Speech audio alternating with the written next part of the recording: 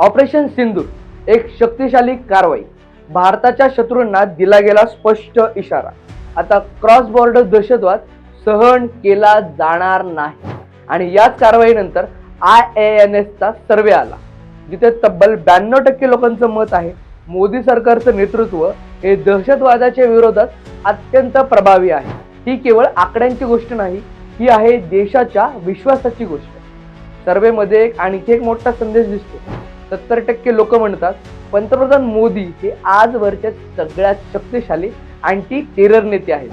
तुलनेत राहुल गांधींचं नाव घेतलं फक्त 5% लोकांनी. मत आहे स्पष्ट, देशाला हवे आहे ठाम निर्णायक नेतृत्व. जेव्हा देशाचं रक्षण करायचं असतं तेव्हा निर्णय क्षणात घ्यावे लागतात आणि त्यासाठी लागतो धैर्यवान नेता. मोदी सरकारच्या काळात सर्जिकल स्ट्राईक, बाळाकोट आणि आता ऑपरेशन सिंदूर, दहशतवाद्यांना भारताची भूमिका स्पष्ट झाली आहे. शांततेची इच्छा आहे पण दुर्बलतेची नाही बरं का.